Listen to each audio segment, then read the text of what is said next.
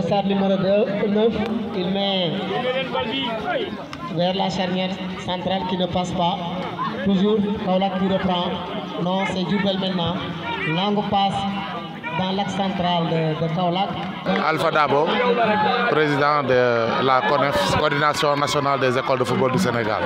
Bon, d'abord, nous sommes à Diourbel, effectivement, pour participer à la troisième organisation du tournoi de la zone centre que Diourbel abrite pour la troisième fois, qui coïncide à la 12e édition du tournoi de la zone centre. Et effectivement, aujourd'hui, nous sommes là, dans une région que nous connaissons, dans une région qui nous porte chance, dans une région où les éducateurs de football du Sénégal aimeraient toujours y revenir, parce que tout simplement, effectivement, on sent un public chaleureux et des dirigeants très accueillants. Donc je pense qu'effectivement aujourd'hui on est là en tant qu'éducateur pour participer à la troisième édition du tournoi de la zone centre au niveau de Diourbel, mais qui coïncide effectivement à la 12e édition du tournoi de la zone centre. Bon, la zone centre, c'est, comme on le sait, c'est composé de 4 régions de la zone centre. Kaolack, Diourbel, Kaffrine et Fatick.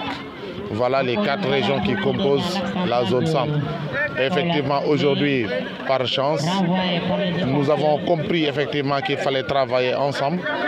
Et aujourd'hui, au niveau de la zone centre, on s'était dit effectivement qu'il était nécessaire de mettre en place une organisation, une association qui aujourd'hui a contribué sur la création effectivement de ce qu'on appelle la CONEF. Et aujourd'hui, la zone centre, effectivement, elle est composée de ces 4 régions-là, Kaolack, Diourbel, Fatick et Kaffrine. Et aujourd'hui, la compétition, comme on a l'habitude de le faire, c'est avec les U13 et les U15. Et aujourd'hui, par chance, on est aujourd'hui à la finale. Et toutes les sélections, toutes les équipes qui ont été là ont eu à participer. À la limite, tous les jeunes qui ont fait le déplacement ont eu à être pris en charge intégralement par l'organisation, mais plus particulièrement par le parrain Abdoulaye Fall, qui aujourd'hui n'a ménagé aucun effort pour la réussite de cet événement. Donc c'est le lieu aussi de remercier le président Abdoulaye Fall, qui aujourd'hui est le parrain naturel de la CONEF, qui aujourd'hui, avec lui, on a instruit, on a créé un événement, à savoir la CONEF Cup. Et aujourd'hui, effectivement, lui, Abdoulaye, il sait que c'est dans quelques mois, on aura à organiser la 2e édition. Mais quand il a été sollicité par les éducateurs de Diourbel, il n'a pas hésité à accepter, effectivement, de prendre le parrainage de cette organisation. Et il a mis tous les moyens possibles pour la réussite de cet événement. C'est le lieu aussi de le remercier. Puisqu'il y avait 2 catégories, effectivement, il y avait les U13, il y a la finale des U13 qui a été emportée par Kaolack devant Diourbel. Et là, aujourd'hui, il y a la finale qui est en train de se passer entre Diourbel et Kaolack. Mais je pense qu'aujourd'hui, si le résultat se termine comme ça, les U15 de Diourbel auront pris la revanche de leur frère cadet. Donc je pense qu'aujourd'hui, on a eu à jouer une dizaine de matchs dans toutes les catégories, en savoir en U13 comme en U15. Par rapport à la petite catégorie, au niveau de Diourbel, est-ce que le niveau est bon? Quelles sont les difficultés phares que vous rencontrez? Bon, vous savez, à Diourbel, c'est comme tout le Sénégal. La difficulté qu'on a tous, c'est de savoir effectivement le manque de moyens et le manque d'assistance.